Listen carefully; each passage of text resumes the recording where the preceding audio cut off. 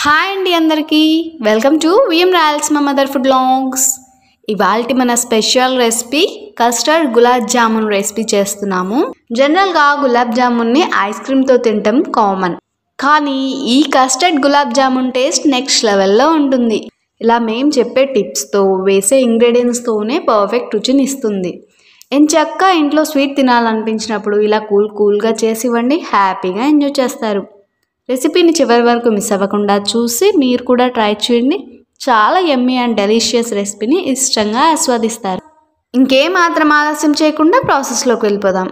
ముందుగా ఒక బౌల్లో అరకప్పు పాలు, 2 టేబుల్ స్పూన్ కస్టర్డ్ పౌడర్ వేసి బాగా ఉండలు కట్టకుండా మిక్స్ చేసుకోవాలి.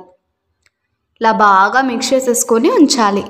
ఆ తర్వాత ప్యాన్లో 2 కప్పుల పాలు వేసి బాగా పొంగొచ్చే విధంగా బాయిల్ చేసుకోవాలి. చూడండి, ఈ విధంగా పాలు పొంగొచ్చేటప్పుడు అందులో 1/2 కప్పు పంచదార వేసి కలుపుతూ పంచదారని కరిగించుకోవాలి. అలాగే మిక్స్ చేసుకున్న కస్టర్డ్ మిల్క్ని కూడా ఇందులో వేసేసి బాగా కలిసే విధంగా మిక్స్ చేసుకోవాలి. ఇలా బాగా కలుపుతూ థిక్గా అయ్యే విధంగా బాయిల్ చేసుకోవాలి. చూడండి, కస్టర్డ్ మిక్స్ బాగా థిక్గా అయింది కదా. ఇలా ఈ కన్సిస్టెన్సీలోకి వచ్చాక స్టవ్ ఆఫ్ చేసి పూర్తిగా చల్లారాక ఒక బౌల్లోకి ట్రాన్స్ఫర్ చేసుకొని ఒక ప్లాస్టిక్ ర్యాప్తో కవర్ చేసేసి 1 లేదా 2 గంటల పాటు ఫ్రిడ్జ్లో ఉంచేయాలి. కరెక్ట్గా 2 గంటలకి ఫ్రిడ్జ్లో నుంచి తీస్తే మరింత థిక్గా అయ్యి పర్ఫెక్ట్గా తయారైంది. ఆ తర్వాత కొన్ని గులాబ్ జామున్స్ని తీసుకొని ఒక్కో దాన్ని 4 పీసెస్ కింద కట్ చేసుకున్నాం. మేము ఈ గులాబ్ జామున్ ముందుగానే చేసి పెట్టుకున్నామండి. ఆల్రెడీ మన ఛానల్లో గులాబ్ జామున్ ఎలా చేసుకోవాలన్నది క్లారిటీగా ప్రీవియస్ వీడియోస్లో చేసి చూపించాము.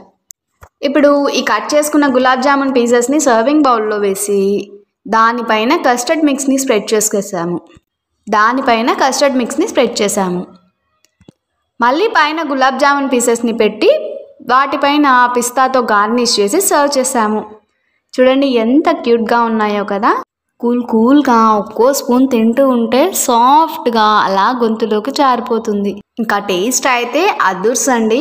మరి ఈ డెలిషియస్ రెసిపీని మీరు ఫాలో అయ్యి ట్రై చేసి మీకు ఎలా కుదిరిందో కామెంట్ చేయండి. ప్రతి ఒక్కరూ కూడా ఖచ్చితంగా ట్రై చేయాల్సిన tasty and the best recipe అండి. నాకు తెలిసి ట్రై చేసిన ప్రతి ఒక్కరికి కూడా దీనికి ఫ్యాన్ అవ్వడం పక్కా. ఎలాంటి అకేషన్స్కి కానీ, ఫంక్షన్స్కి కానీ, కిట్టి పార్టీస్కి కానీ, ఇలా బర్త్డే పార్టీస్కి కానీ, న్యూ ఇయర్ సెలబ్రేషన్స్లో కానీ, క్రిస్మస్ సెలబ్రేషన్స్లో కానీ ఇలా ఈ స్వీట్ని చేసుకొని హ్యాపీగా ఎంజాయ్ చేయొచ్చు.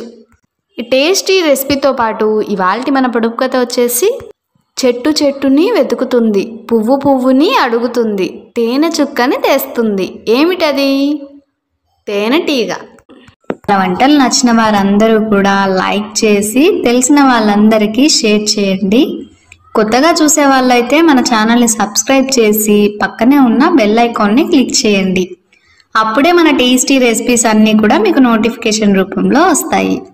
అలాగే ఇన్స్టాగ్రామ్, ఫేస్బుక్ పేజ్ని కూడా విజిట్ చేసి లైక్ చేయండి.